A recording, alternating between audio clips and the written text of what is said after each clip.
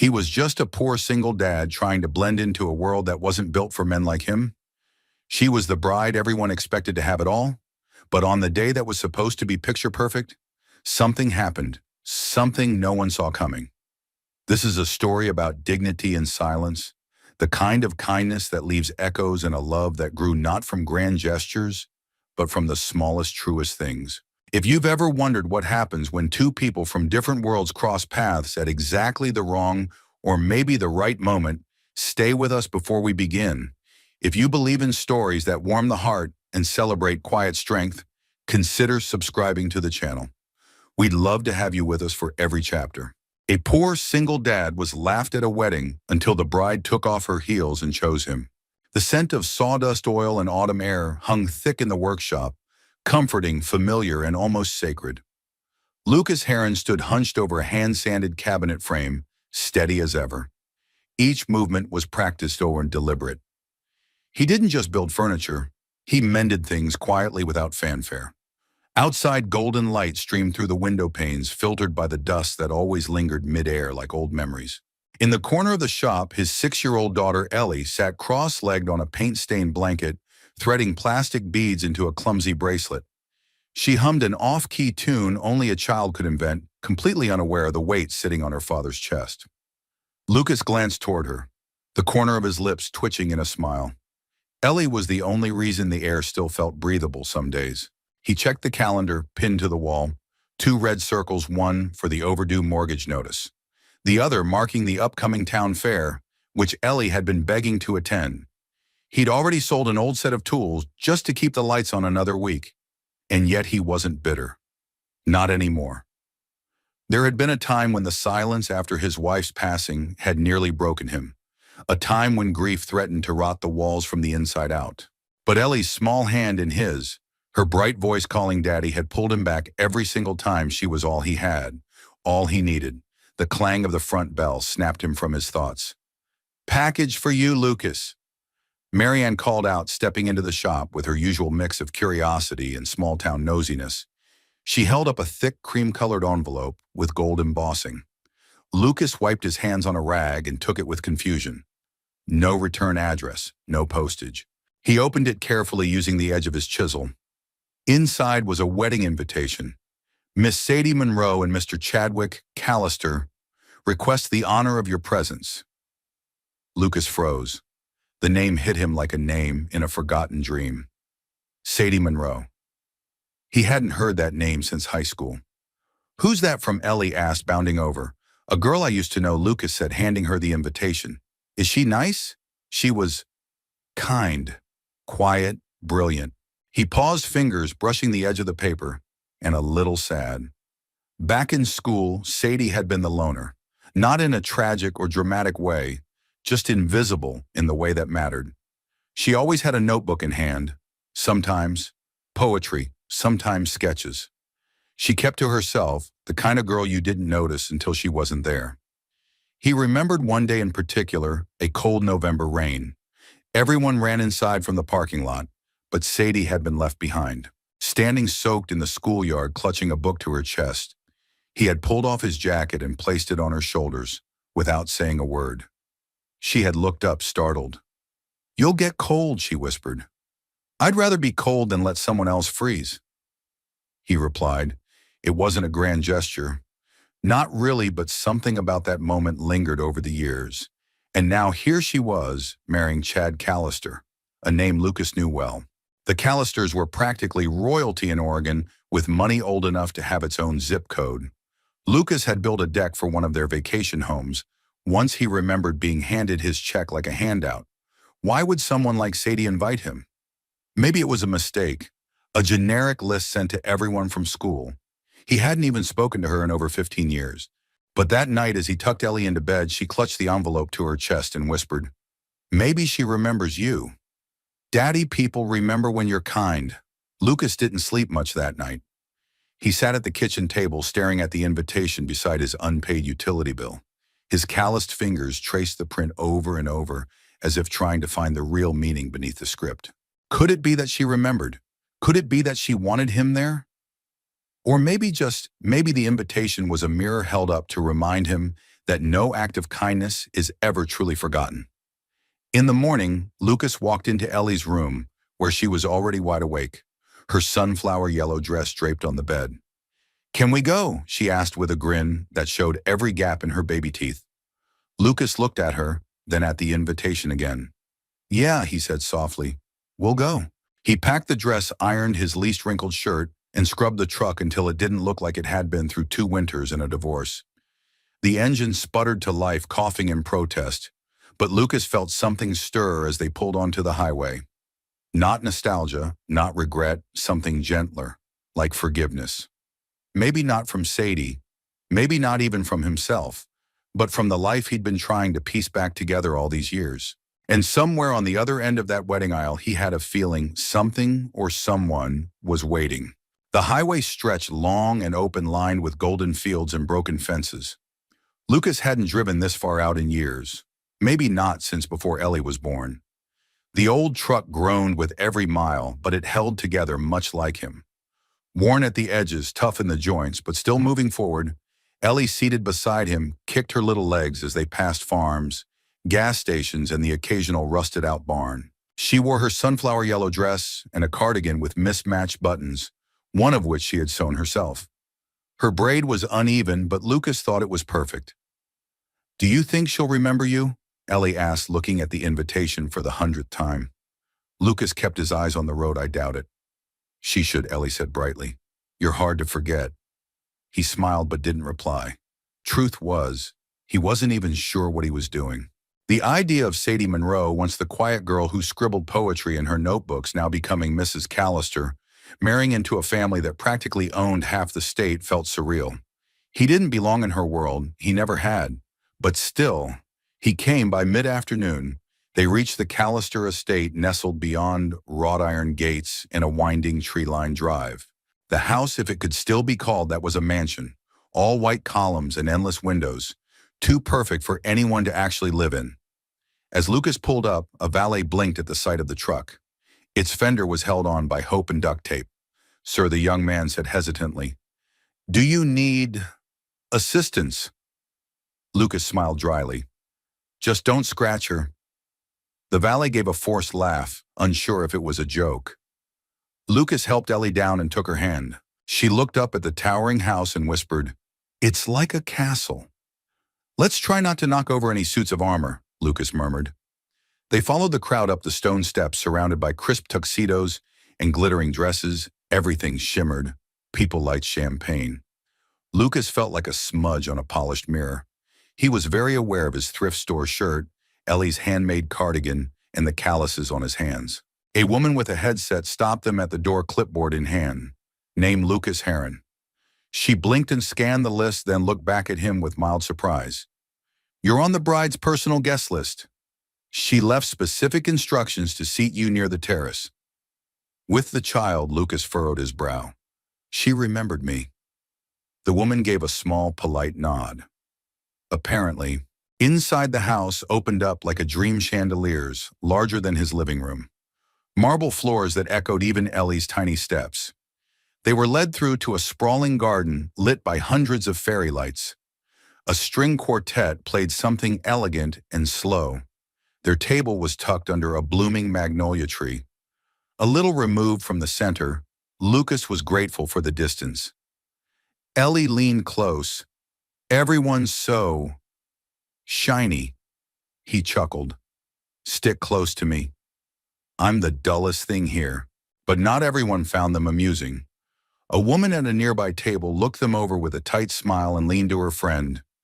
"Guests of the staff," maybe, she whispered, not quietly enough. Lucas stiffened. He reached for Ellie's hand, trying not to let the comment linger. Then, like a breeze cutting through summer heat, a soft voice said his name, Lucas. He turned and froze. Sadie Monroe stood just a few feet away, framed by the golden light of late afternoon. Her dress was a soft lilac, simple, elegant, and free of the excess that defined the event around them. Her hair was swept back, her makeup minimal. She looked real. "Sadie," he said, stunned. "I hoped you'd come," she said, offering a smile that didn't quite reach her eyes.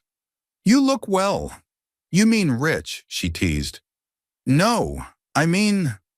Peaceful. That made her laugh, but it sounded hollow. Looks deceive. She looked down at Ellie. And you must be Ellie. I love your dress. Ellie grinned. Daddy fixed the buttons. Sadie's gaze softened. Of course he did. Lucas rubbed the back of his neck. I don't want to overstep. I wasn't sure if the invitation was a mistake. Sadie's smile turned quiet. It wasn't. I sent it myself. Why, her expression grew distant, pained. Because sometimes someone does a kindness so small they forget it. But the person on the receiving end remembers it forever. Lucas didn't know what to say, so he didn't. Sadie continued. You were the only one who ever looked me in the eye when I felt invisible. You didn't save me or fix me, but you saw me. That matters. Before Lucas could respond, a man in a tailored suit called out from the crowd. Sadie photos. Now she flinched, just slightly, then looked back at Lucas. Will you stay? She asked. Just stay. Lucas met her eyes. We'll be here. She gave Ellie one last smile, then disappeared into the crowd. Lucas sat down, heart full and mind racing. He had come expecting nothing, only to discover that sometimes the smallest gesture could echo through years like a song that never ended. And perhaps that echo had just begun to sing back. The sun dipped lower over the Callister estate, casting warm amber over the white linen tables and manicured hedges. The scent of gardenias mingled with champagne and high-end cologne. To most guests, it was the perfect evening, tailored, orchestrated, sterile in its perfection. To Lucas, it felt like walking through a museum he wasn't allowed to touch. He sat at the corner table with Ellie on his lap, quietly chewing a chocolate-covered strawberry she'd snuck from the dessert tray. Her wide eyes darted from one extravagant detail to the next, the string quartet tuning up under the gazebo, the champagne tower, the perfectly symmetrical floral arrangements, Daddy. She whispered, as if trying not to disturb the air. Do you think this is what heaven looks like? Lucas looked around. If it is, I'm probably underdressed. Ellie giggled and nuzzled into his shoulder. He held her close, grateful for the little warmth anchoring him. All around, conversations hummed like well-oiled engines. There were greetings full of feigned excitement, laughter with too much sharpness, and handshakes that meant everything and nothing. Lucas felt like a wrench in a room full of diamonds. He had tried, really. He'd ironed his shirt, polished his boots, even shaved that morning. But here, surrounded by tailored suits and pedigreed smiles, he was still the man with a toolbox in his truck and a mortgage payment overdue. I think I just saw a movie star, Ellie said with a gasp. Lucas followed her gaze to a couple posing for photos. He didn't recognize them, but the cameras loved them. Maybe, he murmured, don't stare though. Why not? Because that's what makes you different, he said gently. You don't need to look up to people to know they're not better than you.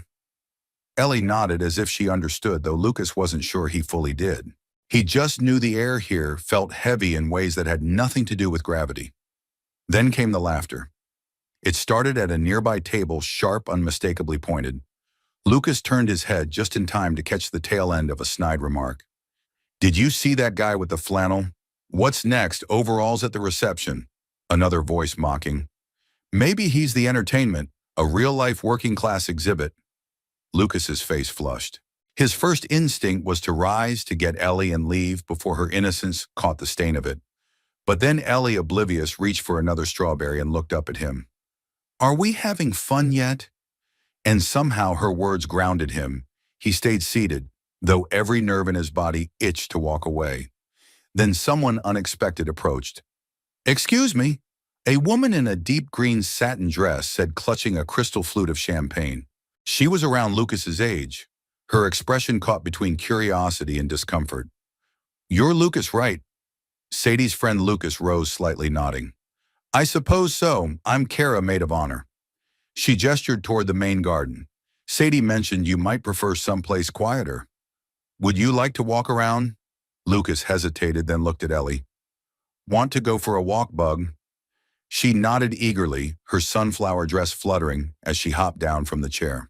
They followed Kara past the central tables and down a path lined with lavender and boxwood. It led to a quieter grove, a little away from the glamour. The music was softer here, and the voices fainter. She's different tonight, Kara said suddenly. Sadie, Lucas asked, Yes, not nervous, not excited. Just elsewhere. Lucas didn't reply. He didn't know what Sadie was supposed to feel, what anyone would feel, standing at the edge of a life chosen more for appearance than affection. She's always been a little different, he said at last. Even back then, Kara glanced sideways. She told me about you. Lucas looked surprised. She did. She said you once gave her your coat in the rain and didn't ask for it back, that it was the first time in her life someone was kind to her without expecting something. Lucas shifted awkwardly. It wasn't much, Kara smiled, sad and knowing. Maybe not to you. They reached a small bench beneath a weeping willow. Ellie darted ahead, chasing a butterfly. Lucas watched her heart swelling. She's lovely, Kara said. How old? 6, and my whole world. Kara nodded. You're a good father. That's clear. Lucas didn't respond. Praise made him uncomfortable. He just did what needed to be done. After a while, Kara excused herself, leaving them alone. Lucas sat on the bench, elbows on his knees. Ellie plopped beside him, breathless. Daddy, she said, can we stay longer? I want to see the bride. Lucas hesitated. If she wants us here, we'll stay. I think she does, Ellie said seriously, then leaned her head against his arm. Lucas stared out at the twinkling lights, the growing shadows. For the first time since arriving, he didn't feel quite so out of place.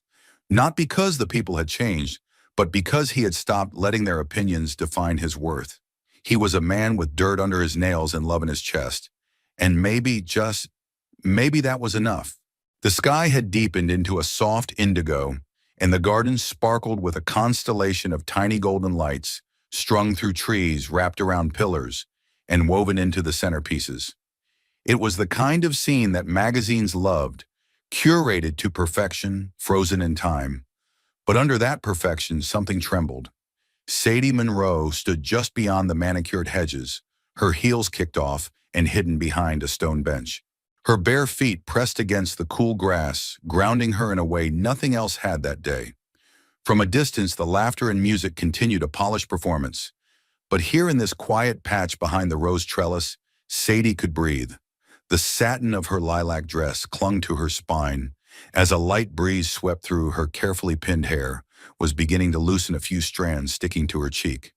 She didn't fix it. For once, she didn't care. She closed her eyes. And then footsteps. She opened them to find Lucas standing a few paces away, one hand in his pocket, the other holding Ellie's little cardigan. He looked hesitant, as if unsure whether to approach or retreat. She left this at the table, he said softly. Sadie reached out her fingers, brushing his as she took it. Thank you. Lucas lingered, not out of awkwardness, but something deeper, like instinct, had led him here, before a thought could catch up. You okay? He asked after a moment. Sadie gave a small, tired smile. Define okay. He nodded, glancing at the lights above them. This place, it's something, that's one word for it. There was a silence then, not uncomfortable but heavy with things. Neither of them quite knew how to say. Sadie finally sat on the bench, her bare feet tucked beneath her. You know, when I saw your name on the RSVP list, I wasn't sure you'd come. I wasn't sure either. Lucas admitted took me 3 days to decide. Why'd you say yes? He looked at her carefully, because you're the only person from high school I ever wondered about. That made her blink. Really, Lucas shrugged. You were always different. Not in a bad way.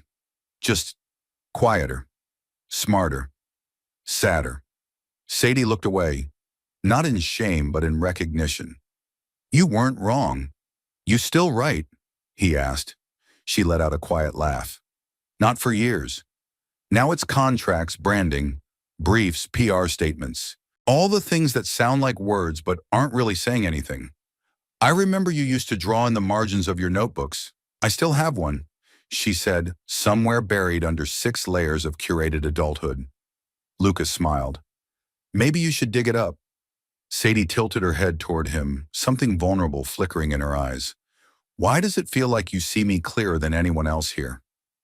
He didn't answer right away. Then maybe because I'm not trying to look through you, I'm just here. She studied him, the calloused hands, the quiet posture, the eyes that held no judgment. I remember that coat.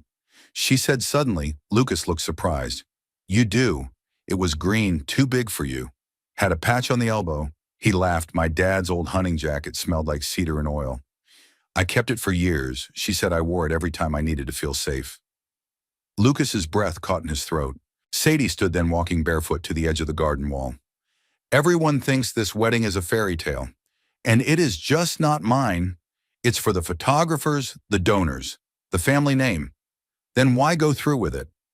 She turned back to him, moonlight brushing her cheekbones, because I forgot what it felt like to be seen. Until today, Lucas said nothing. He didn't have a speech prepared. No grand gestures, just the silence of a man who understood. Sadie looked down, voice softer now. I envy Ellie. He tilted his head. Why? Because she looks at the world like it's still full of magic. She hasn't learned to hide who she is. Lucas chuckled. Give her time. Sadie smiled, then grew serious. Lucas, if I asked you to stay for the whole wedding, would you? He hesitated, not because he didn't want to, but because he didn't know what it meant. For you, he said, yeah, I would. She stepped closer, the distance between them folding like fabric. Thank you, she whispered. Not just for coming, but for reminding me of who I used to be. Lucas met her gaze, and for a long, quiet moment, nothing moved. The party hummed on behind them, the created perfection still playing its part. But in this forgotten corner of the estate, a different kind of truth bloomed barefoot and unscripted. The sun had set fully now, leaving the Callister estate bathed in warm, electric light. Strings of golden bulbs glowed like a net of stars overhead, casting romantic shadows on the marble floor of the open-air pavilion, where the dinner reception was beginning. Everything was unfolding like clockwork.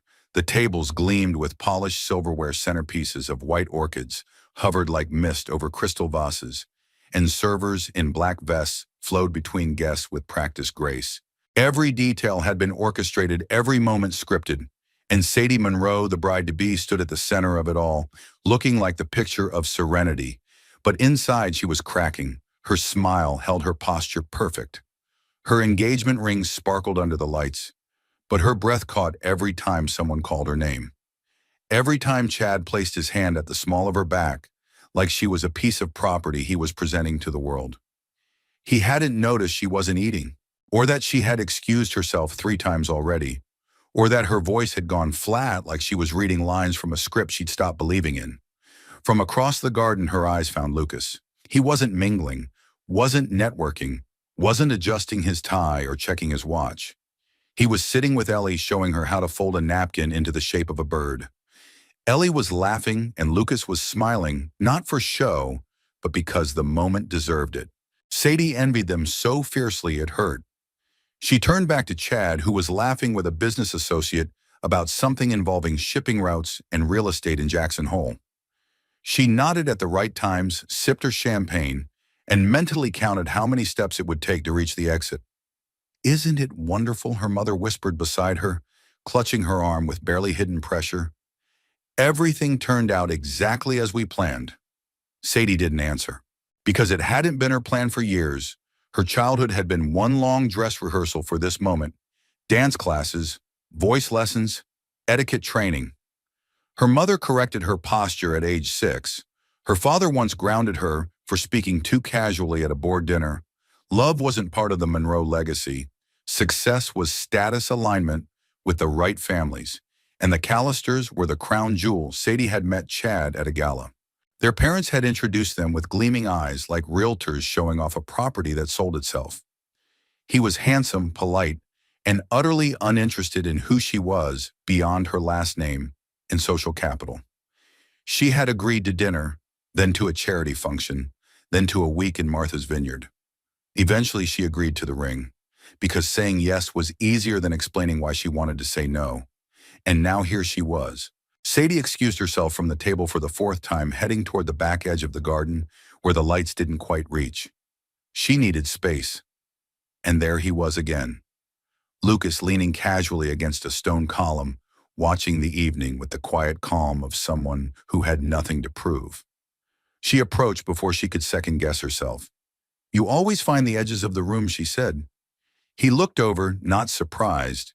You too, apparently. They stood together in silence for a while. The music floated to them, something classical and soft, designed to evoke elegance. I feel like I'm in someone else's movie, she said quietly. Lucas didn't interrupt. I keep wondering, she continued. What happens if I just walk away? Just stop. And, and then I remember who's watching, what it would mean, the money that's been spent, the arrangements, the press releases, the speeches already written. She exhaled slowly, her shoulders sinking. I'm the perfect bride, she said flatly. I just don't know whose bride I am. Lucas finally spoke. Maybe the person you're marrying should be asking the same question. Sadie turned toward him. Do you ever regret not choosing ambition? He blinked. I chose survival. Then I chose Ellie. Then I stopped needing much else. That sounds honest? It is, she bit her lip. And what if I told you I don't even know who I am when I'm not being who I'm supposed to be? Lucas met her eyes. Then maybe that's the person you should start getting to know. Sadie looked down at her hands, twisting the ring around her finger. What if it's too late? It's never too late to stop pretending. He said simply. A sudden gust swept through the garden, sending petals tumbling from a nearby vase. Sadie closed her eyes and listened to them fall like small truths being dropped into the silence. When she opened them, Lucas was still there. Not judging, not rescuing. Just there. You're dangerous, she said softly. He tilted his head. How so? Because for the first time in a long time, I feel like I could say the truth out loud. Lucas stepped closer, his voice low. Then say it. Sadie stared at him, heart pounding. I don't want to marry Chad. There it was done. No lightning struck. No walls collapsed, just relief. Warm and terrifying. Lucas nodded, as if he'd known all along. I don't know what to do next, she admitted. You don't have to figure it out tonight, he said. Just don't lie to yourself tomorrow. Tears stung her eyes, but she didn't let them fall. Instead, she looked up at the lights, then at the guests laughing like nothing was wrong. Then back at the man who wasn't laughing at all, but who saw her completely. And for the first time all night, Sadie smiled. Not for the cameras, not for the guests, just for herself. The hush that swept over the Callister estate was the kind that came just before a storm or just before a fairy tale began. The string quartet shifted into a soft processional melody. Rows of guests turned toward the stone archway at the edge of the garden, where the bride would soon appear. Every phone was raised, every breath held. Lucas stood near the back, Ellie perched on his shoulders, twirling a small bouquet someone had handed her. The child's eyes sparkled with anticipation, but Lucas's gaze was elsewhere, on the tension tightening around his ribs. He had seen Sadie only minutes before alone near the service tent, staring at her reflection in a darkened window. Her veil had hung loosely from her perfectly pinned hair, her dress cascading like a cloud of silk spun from expectation. But it was the look in her eyes that haunted him. She hadn't looked like a woman about to begin something. She looked like a woman preparing to escape. The music rose. And then she appeared. Sadie stepped into view every inch. The elegant bride, ivory satin gown, diamond earrings, a cascading bouquet of white roses. But Lucas saw it. The slight hesitation in her step. The moment her fingers tightened around her flowers, the flicker in her gaze. She walked slowly down the aisle, her father at her side, every eye glued to her. The crowd sighed in admiration. Cameras clicked. Her mother wept softly into a handkerchief embroidered with her maiden name. At the altar, Chad stood like a man preparing for a business acquisition. Hands folded, smile, firm chin, lifted just enough to project control. Sadie stopped before him. The music faded. The officiant began his speech lines Sadie had heard during the rehearsal, but barely remembered now. Something about unity, about forever. Lucas couldn't move. He felt Ellie's small hand on his head, but the sound of his own pulse drowned everything else. The officiant turned to Sadie. Do you, Sadie Monroe, take Chadwick Callister to be your lawfully wedded husband, to have and to hold in wealth and health, in legacy and duty, as long as you both shall live? The pause was microscopic, but it was there. A heartbeat missed. Sadie looked at Chad, then at the crowd. Then, down at her feet, the heels, beautiful. Brutal, her toes ached. Not from the shoes, but from the years she had spent curling them inside herself, never taking a full step in her own direction. Sadie breathed in, and then with calm, measured grace, she bent. The crowd murmured. She slipped off one heel, then the other, and stepped out of the perfect posture they'd trained into her since she was 10. Sadie Chad whispered, confusion flashing in his voice. She turned to him. "I'm sorry," she said, not loudly, but it carried. "I can't." The officiant blinked. "Miss Monroe." Sadie turned to the guests. "Thank you all for coming." "Truly, but this isn't my story, not anymore." Gasps, chairs shifted. Her mother rose from the front row, lips parting in horror. Sadie, no, but Sadie had already stepped off the platform. The aisle parted like water around her. She didn't run, she didn't cry. She walked barefoot, slow, steady, like a woman finally making the only choice that had ever been hers. And she walked straight toward Lucas. He didn't speak, didn't move. He couldn't. Sadie stopped in front of him, hair loosening in the wind, face flushed, not with shame, but with certainty. "I'm not running away," she said quietly. "I'm walking towards something, towards someone who sees me, someone who doesn't need me to be anyone but me." Lucas swallowed hard. "You don't owe me anything," he said. "I know," she whispered. "That's why I trust you." Then she looked at Ellie, who stared at her wide-eyed. "Is it okay if I borrow your dad for a little while?" Ellie, after a beat, nodded solemnly. "Only if you promise to bring him back?" Sadie smiled, truly smiled for the first time that day. "I will." Lucas hesitated. Then slowly he reached for her hand. Their fingers touched. Somewhere behind them, chaos bloomed. Chad demanding explanations. Her mother calling for the driver guests, wondering if this was a stunt. But none of it mattered, because in that one fragile moment, Sadie and Lucas walked away from the noise. Not toward a future fully known, but toward a life that for once would be built step by step in bare feet on honest ground. They didn't say much in the minutes that followed. They didn't have to. Sadie and Lucas walked side by side through the quiet back gate of the Callister estate, leaving behind the stunned murmurs, camera flashes, and gasps of disbelief. Her heels dangled from 2 fingers, forgotten. The cool stone path turned to gravel, then soft grass, then dirt beneath her bare feet, grounding her with each step. The sky stretched open above them, no chandeliers, no lace draped from trees, just stars. Real, blinking, imperfect stars. Sadie breathed in deep. "I haven't walked barefoot outside since I was 16, she said. Lucas gave a small smile. "You look like you were born for it." Sadie let out a half laugh, half sob. "Well, I'm not sure my mother would agree." He looked over at her. "You okay?" She stopped walking, letting the silence settle around them before answering. "I think I'm more okay now than I've been in years." Lucas nodded, giving her space to gather herself. He had never been one to fill silence for the sake of it. They reached the edge of a quiet gravel road where Lucas's old truck still waited under a drooping elm tree. He unlocked the door and helped Sadie in, gently, as if she might shatter from the weight of the moment. She didn't protest. For once it felt good to let someone steady her. Ellie was curled in the back seat, fast asleep, her cardigan bunched under her head like a pillow. Sadie watched her for a moment, a soft smile forming. "She's something else," she whispered. Lucas slid into the driver's seat. "She's my whole world." Sadie nodded. "I can tell." The engine sputtered to life with its usual stubborn cough, and Lucas pulled onto the quiet road leading away from the estate. Behind them, the distant estate lights shimmered like a ghost of the life she had just walked out of. "You didn't have to come after me," Sadie said after a few minutes. "I know," Lucas replied. "But I did." Why? He hesitated. "Because I didn't want you to be alone." "Not tonight." Sadie looked out the window, blinking quickly. "Thank you." They drove in silence for a while, the night whispering around them. No questions, no demands, just the hum of possibility.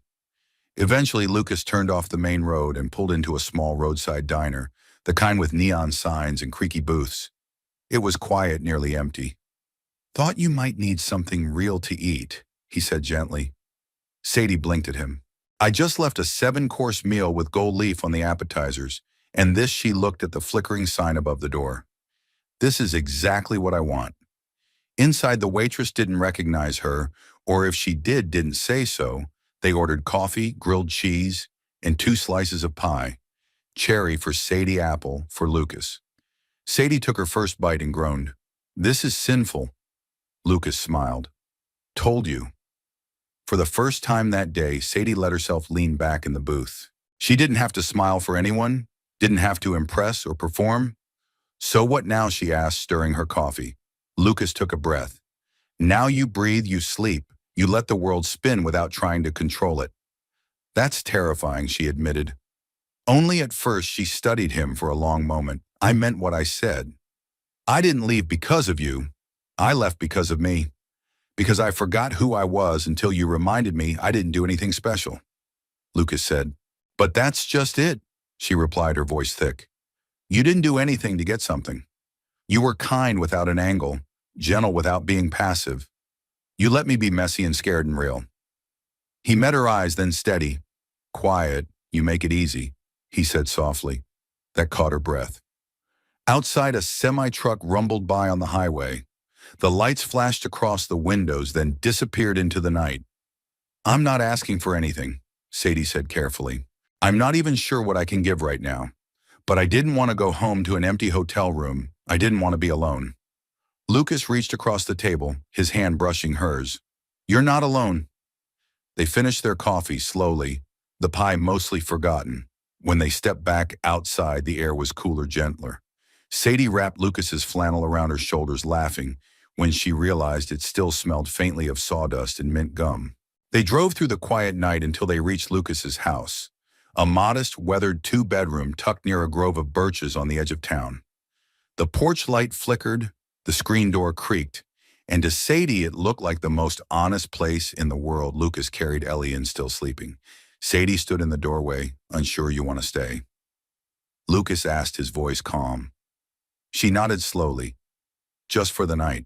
He showed her the guest room, simple, clean, with mismatched furniture and a quilt that looked hand-stitched. As he turned to leave, Sadie caught his hand. "Lucas," he paused. "Thank you for being the first person I didn't have to impress." He gave her a long look. "Thank you for being the first person who didn't try to fix me."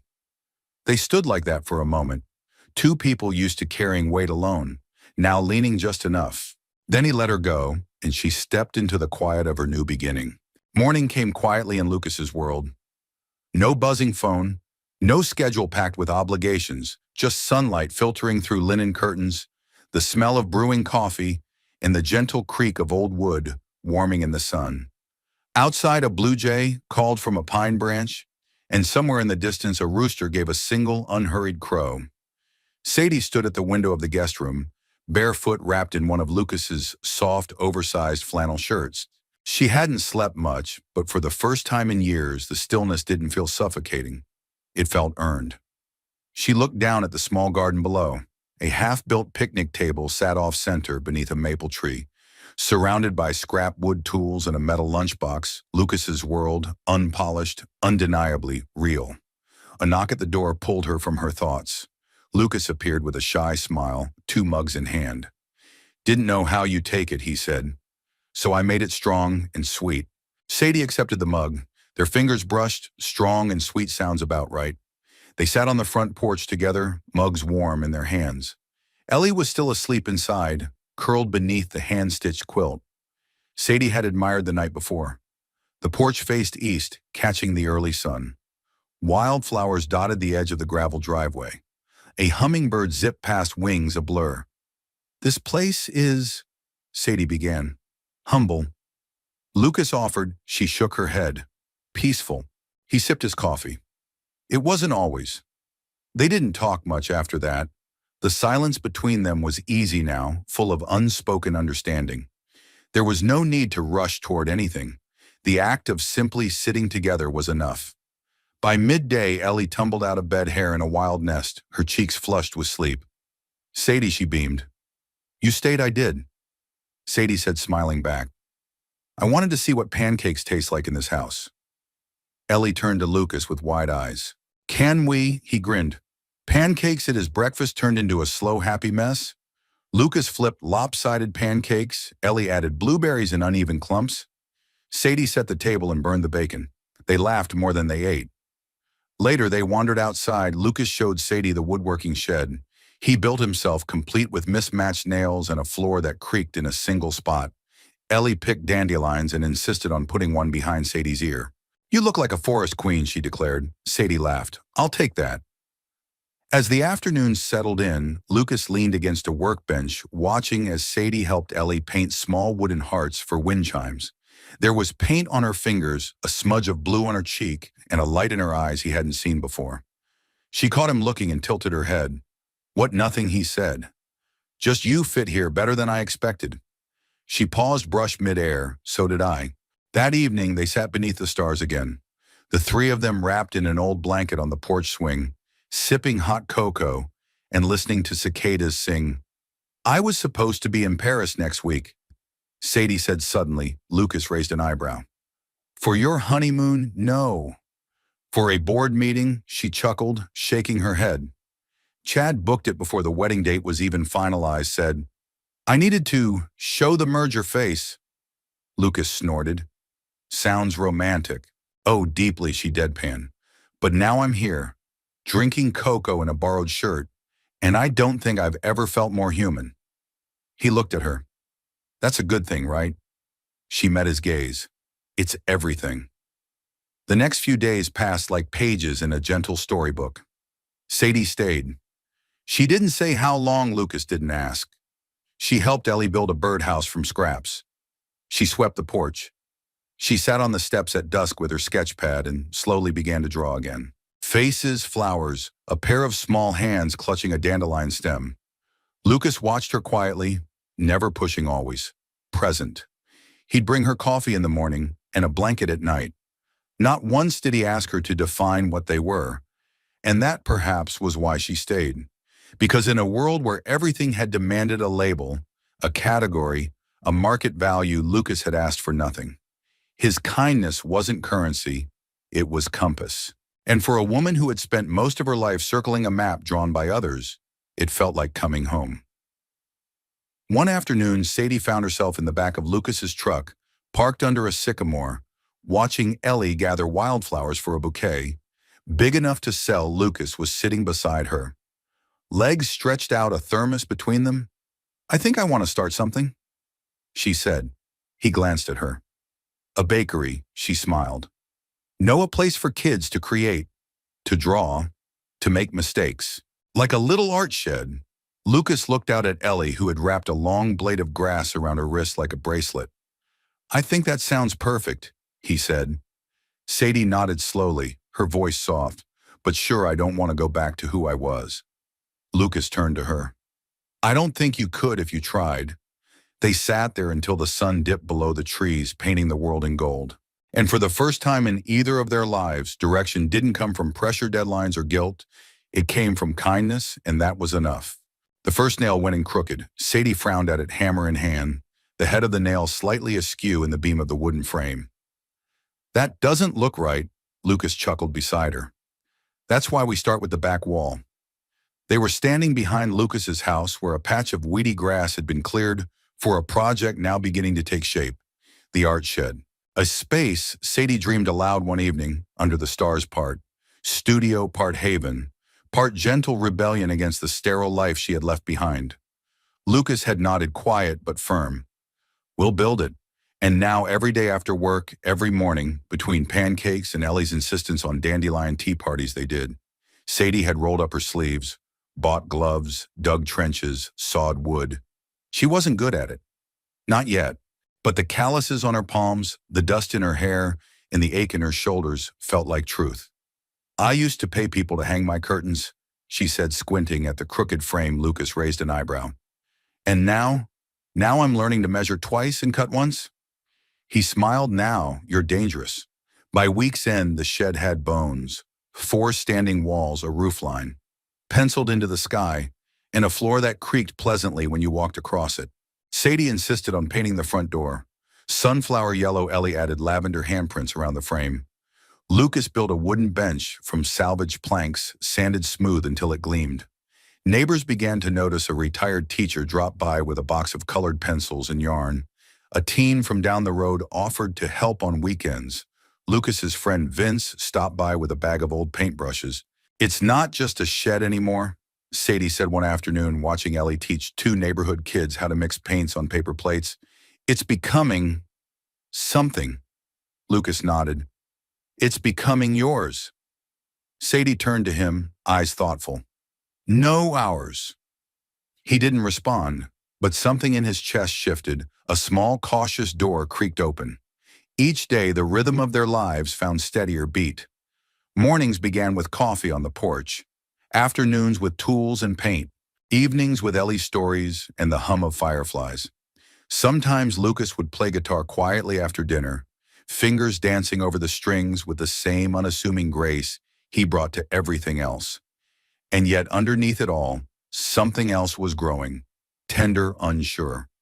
Real one night after Ellie had gone to bed, and the house was steeped in the hush of late summer. Sadie lingered at the table while Lucas dried dishes.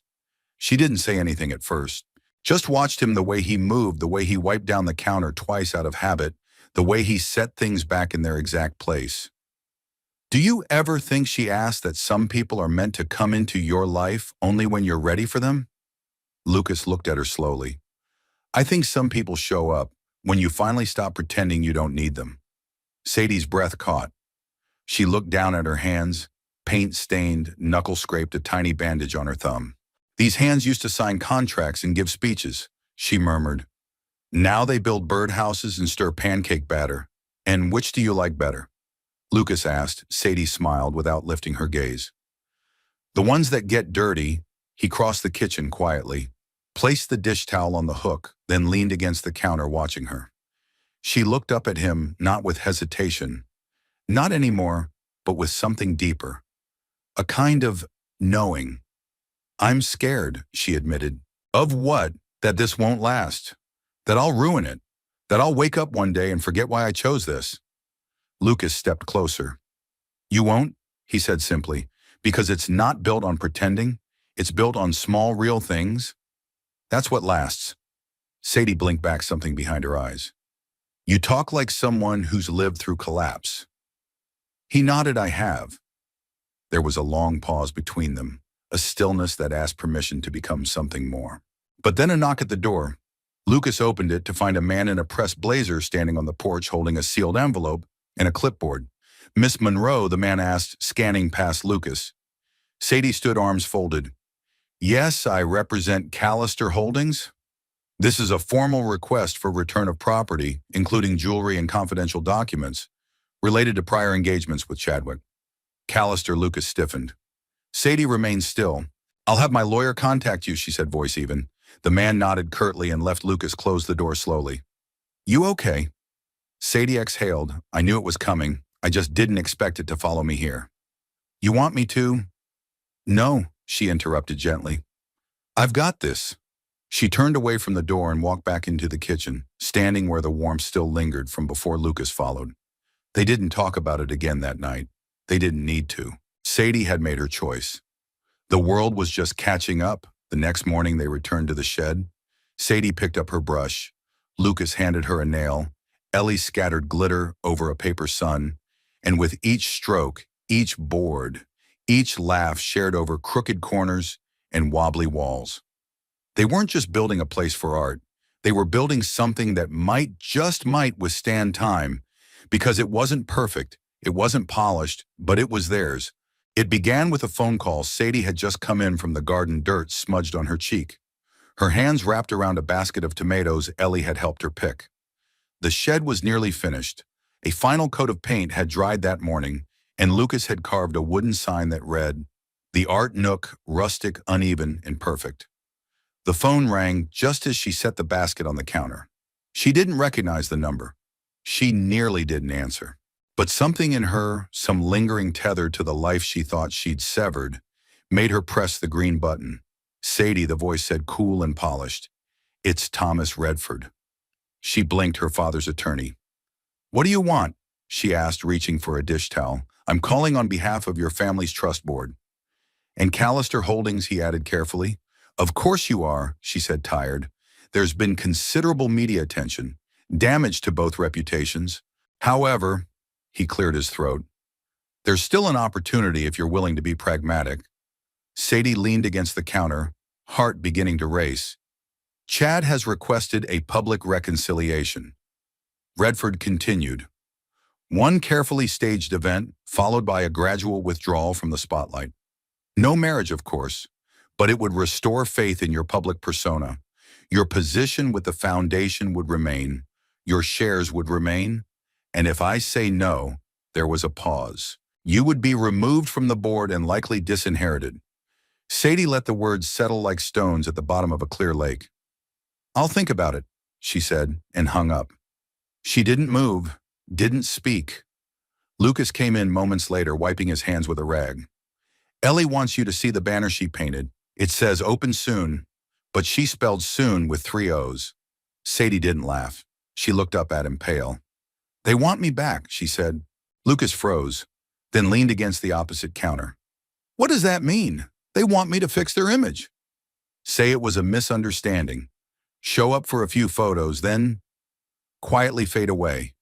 And they're offering everything back. My position, my name, my shares. Lucas studied her. And what are they taking? Sadie didn't answer. She didn't need to. That night the house was quieter than usual. Ellie sensed something and curled up beside Sadie on the couch, thumb in her mouth. Eyes drifting to sleep, Lucas brought them tea but didn't ask questions. When the house was finally still, Sadie stood on the back porch and stared at the shed under the moonlight. It was humble, slightly uneven in places. The windows didn't match. The floor had a soft slope, but it was hers and theirs. And real Lucas came out and stood beside her, arms crossed loosely. I'm sorry, she whispered. This isn't your burden. It kind of is, he said. Because you are, she looked at him sharply. He didn't flinch. You matter to me. So does whatever you're carrying. Sadie turned back to the shed. I told myself I was done with that world, but it still has its claws in me. It still knows how to say just the right words, Lucas nodded. That's how power works. I was trained my whole life to say yes. He was quiet for a moment. Then you don't owe them anything. I know that, she said. But part of me still wants their approval. Still wants to be not rejected. Lucas stepped closer. It's okay to want that. It's not okay to let it define you. Tears welled hot and silent. She didn't speak for a long time, and when she did, it came in a whisper. I don't want to go back, but I'm scared to stay. Lucas looked at her for a long, long moment. Then I'll stand still until you decide. Sadie turned to him, her voice trembling. Why would you do that? Because love, he said simply, waits. She blinked. You love me. Lucas's jaw tightened slightly, but he didn't look away. Yes, the word landed like a gentle tide, not sweeping, but inevitable. Sadie let out a soft, shuddering breath. I don't know what to say. You don't have to say anything tonight, he said, just don't lie to yourself tomorrow. She reached for his hand, the one with calluses, the one that had built every beam of that shed, the one that had held Ellie's through every storm and held it like an anchor. They stood like that until the night grew colder.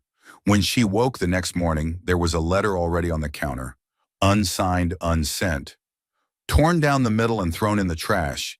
Instead, Sadie picked up the paintbrush and added a final stroke of yellow to the shed door. She'd made her choice, not because it was easy, but because it was finally hers. Lucas had always been a man of few words and steady hands. He fixed what was broken, mended what could be salvaged, and let silence do the talking when words felt too thin. But that morning, as he stood in his shed, holding a small block of oak, even his hands trembled. It wasn't the wood that made him nervous. It was what he was carving into it. He'd picked the piece carefully, a knotty old remnant from a tree that once stood behind his childhood home. It had weathered years of rain, ice, and sun, but the grain inside still glowed golden. It reminded him of Sadie. He didn't have gold or diamonds. He wasn't the kind of man who knelt in candlelight or scripted speeches. But what he could give, he'd give completely. So he carved slowly with reverence. Meanwhile, outside the shed, life moved in its quiet rhythm. Ellie was in the kitchen with Sadie, covered in flour, working on what could loosely be called biscuits. The radio played a jazz station with soft static, and the windows were cracked just enough to let in the smell of sun-warmed pine. Sadie laughed a full, unguarded sound that stopped Lucas's hand mid-carve. He smiled. Later that afternoon, with the sun dipping low behind the birches. Lucas found Sadie on the porch swing, a sketchbook open in her lap. She was barefoot again, wearing a loose shirt of his and soft jeans she'd borrowed from a thrift store in town. "I think I'm finally getting the hang of drawing birds," she said, as he approached. Lucas sat beside her, handing her a small linen pouch. "You've always had the hang of seeing things." She looked at the pouch, then back at him. "What's this? Something I've been working on?" Carefully, Sadie untied the string and pulled out a small wooden ring, not perfectly round but smooth and warm, with delicate carvings around the edge. Her breath caught. "It's beautiful," she whispered. "You made this?" He nodded. Sadie turned it over in her hand, fingers tracing the grain. Then she noticed the carving inside, tiny initials, L, E, and S, woven in a small vine. Her throat tightened. "I didn't want to ask you a question with expectations," Lucas said, voice low. "I just wanted you to have something that says this is home, if you want it." Sadie blinked fast, holding the ring like it might dissolve if she breathed too hard.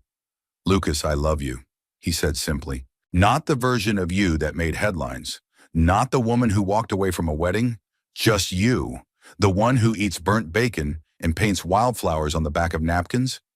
She laughed through the tears that now streamed freely. "I'm not always sure who that woman is." He reached for her hand. "Then we'll figure her out together." There was no music, no flashbulbs, just the sound of wind through leaves, and Ellie inside, humming off key while cleaning up the flower storm she'd created. Sadie looked at the ring again.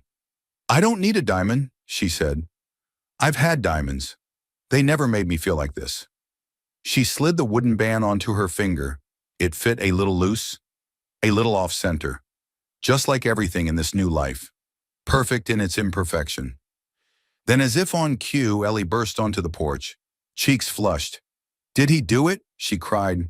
"Did Daddy give you the thing?" Sadie laughed. "He did." Ellie clapped wildly.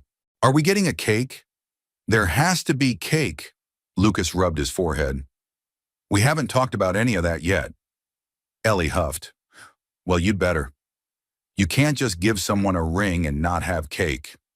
That's against the rules." Sadie scooped Ellie into her lap. "Then I guess we'll need to make some plans." That night they didn't talk about wedding venues or guest lists. They ate grilled cheese on the porch, watched fireflies gather, and listened to Ellie tell a wildly inaccurate version of how Lucas fought off dragons and lawyers to win Sadie's heart. And in the quiet after she fell asleep, Lucas and Sadie sat side by side, hands intertwined, eyes toward the stars. "I'm still scared," Sadie whispered. Lucas turned to her. "Me too." She leaned her head against his shoulder. "But this feels right." He kissed the top of her hair. "That's the only thing that matters." In a world obsessed with grand gestures, their love was a whisper, but it was steady and strong, and carved by hand, not for the world to see, but for them to keep. The morning of the wedding dawned quiet, warm and golden, the kind of day that didn't need permission to be beautiful. Sadie stood at the edge of the backyard, her bare feet sunk slightly into the dew-covered grass, the hem of her simple white dress brushing her ankles. The fabric wasn't designer.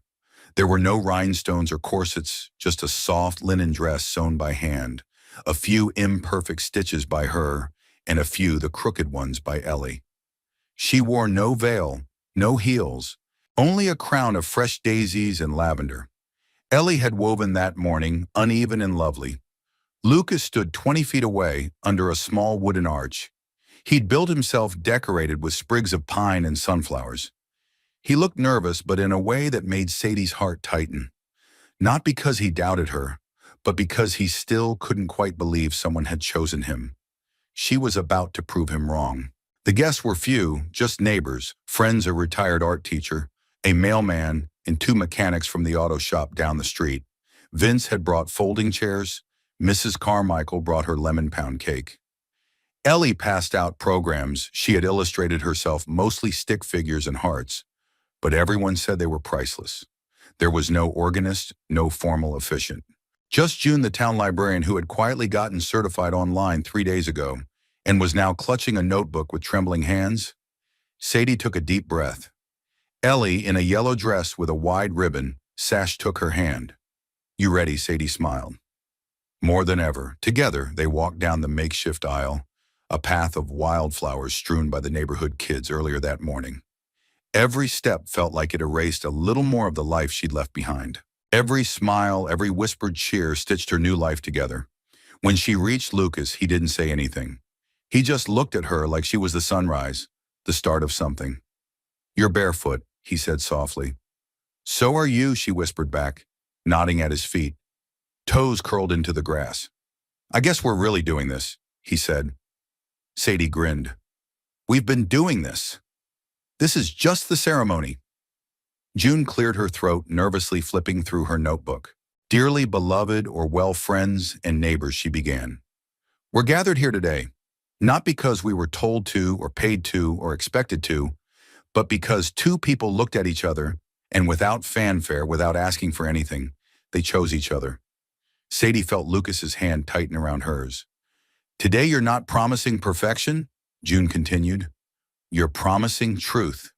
Messy, beautiful, everyday truth." She looked to Lucas. "Do you have something you'd like to say?" Lucas cleared his throat.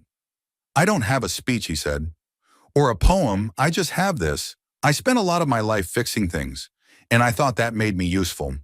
But then you showed up, and I realized maybe I'm allowed to build something too." "With you," Sadie blinked quickly. June turned to her. Sadie took a breath. "Most of my life I was told who I should be, who I should marry, how I should speak, how I should love. But I never felt whole until I stopped following their script and walked barefoot into my own story." She looked at Lucas, and there you were already standing in the grass. June swallowed a lump in her throat. "Do you, Sadie Monroe, take Lucas Heron to be your partner in love? In work and pie burning and paint splattering for as long as your hearts choose each other, I do. And Lucas, do you take Sadie to be your partner? In laughter and silence, in late night repairs and early morning pancakes for as long as your love grows?" "I do," Ellie stepped forward, holding out the small wooden ring Lucas had carved. Here Daddy Lucas slipped it onto Sadie's finger, a little more worn, now a little more golden. She slid a simple silver band onto his, one she'd found at the thrift store, and polished with her own hands. "Then by the power vested in me," June said, her voice wobbling by the state of Oregon and the Public Library Association, "I now pronounce you husband and wife." The crowd clapped, loud and joyful. Lucas leaned forward, brushing a kiss across Sadie's forehead. She closed her eyes and leaned into him like she'd finally exhaled after years of holding her breath. Then Ellie shouted, "Cake time." And just like that, the wedding became a backyard party. Kids running through sprinklers, music playing from a tinny speaker lemonade in mismatched cups, and laughter echoing across the yard. Sadie and Lucas sat under the birch tree where it all began, plates on their laps, legs tangled, fingers intertwined. "I never thought I'd end up here," Sadie whispered. Lucas looked at her, steady as ever. "Me neither, but I'm glad we did." She nodded. "You know what I think this is? What a miracle. The quiet kind. The kind you almost miss unless you're paying attention." He smiled. "Then let's make sure we don't miss a thing." And they didn't. Not that day. Not in the life that followed, made of ordinary moments stitched together by love, kindness, and the choice again and again to show up barefoot, open-hearted, and fully seen. We'd love to know where you're watching from. Are you from a small town like Lucas and Ellie, or somewhere far away that still believes in stories like this one? If this story touched your heart, please let us know in the comments. We read every single one. And if you'd like to hear more stories about kindness, resilience, and unexpected love, make sure to subscribe and turn on the notification bell. There's always more to come. Thank you so much for spending your time with us. Until next time, take care and keep believing in good things.